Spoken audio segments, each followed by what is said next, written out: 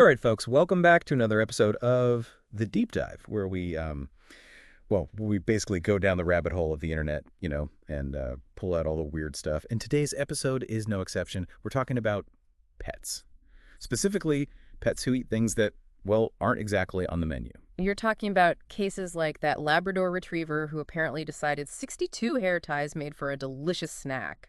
Or perhaps the feline connoisseur who developed a taste for AirPods, charging case and all. And who could forget the Great Dane with a penchant for hosiery managing to swallow a staggering 43 socks. Yeah, 43 socks. I mean, come on. That's got to be some kind of record, right? I mean, what even possesses a dog to think, you know what, I could really go for a mouthful of sweaty cotton right now. It's Right. mind-boggling. But thankfully, we've got you here to shed some light on these bizarre culinary choices. So why on earth would any pet, dog or cat, think that random objects are a good idea to eat?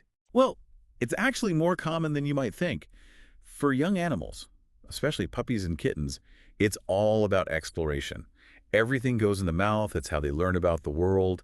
Textures, tastes, it's all new and exciting. Right, like babies putting everything in their mouths, except instead of, I don't know, a rattle, it's your favorite pair of shoes. Precisely.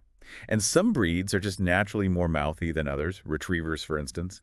They love to carry things around in their mouths, so the chances of them swallowing something they shouldn't are, well, let's just say it's higher. Okay, so it's like a built-in hazard with certain breeds. But what about older pets? They should know better, right? Not necessarily. Boredom can be a huge factor, especially for dogs.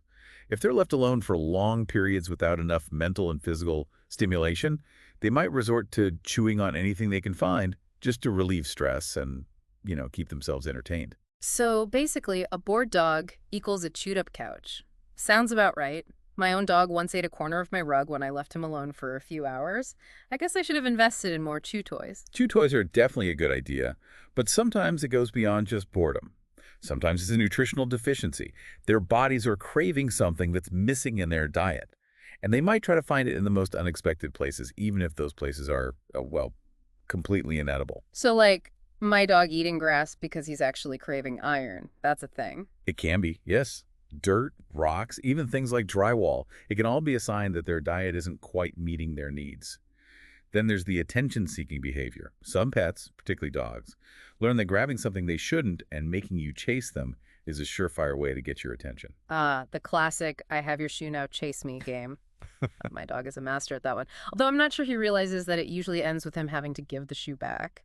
And then there's pica, right? That's more serious, isn't it? Absolutely. Pica is a medical condition where animals compulsively eat non-food items.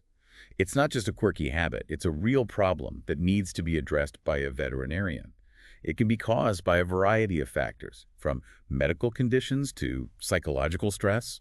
So how do we know if our pet is just being a mischievous goofball or if it's something more serious?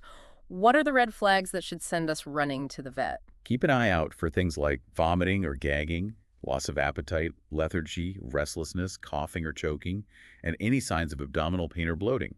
These could be signs of an obstruction or internal injury caused by something they've swallowed. Right, those don't sound like symptoms you want to ignore. Definitely not a wait-and-see situation. Exactly. If you notice any of these signs, call your vet immediately.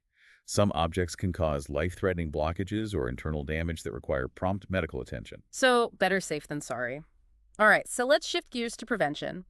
How do we keep our furry little eating machines from, well, eating everything in sight? First and foremost, pet-proof your house. Get down on their level and look around. Anything small, anything that looks even remotely chewable needs to be secured or put out of reach. Think like a toddler, but one with sharper teeth and a stronger jaw. So basically, assume they'll try to eat anything and everything and act accordingly. Makes sense. Exactly. Also, make sure they have plenty of appropriate chew toys. Give them a variety to choose from, rotate them regularly, and keep them engaged. A bored pet is more likely to get into trouble. All right, keep them entertained with the things they're supposed to chew on. Good strategy. But what about when they do grab something they shouldn't? That's where training comes in. Leave it and drop it.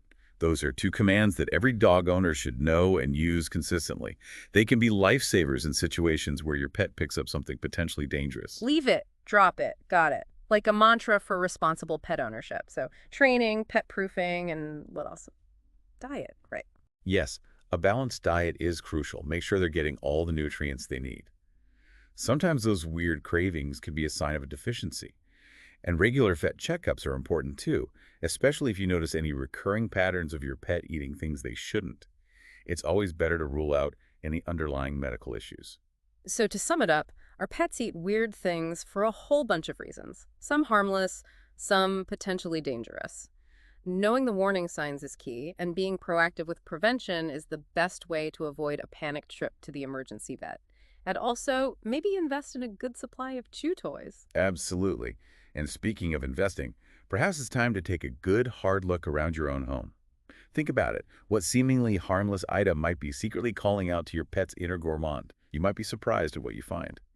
That's a good point. I'm suddenly feeling a little paranoid about all the things my dog could potentially try to eat. I think I'm going to go do a thorough house check just in case. Thanks for the insightful and slightly terrifying advice. You're most welcome. It's all part of the journey of responsible pet ownership. And remember, when it comes to our furry friends and their curious palates, you can never be too careful.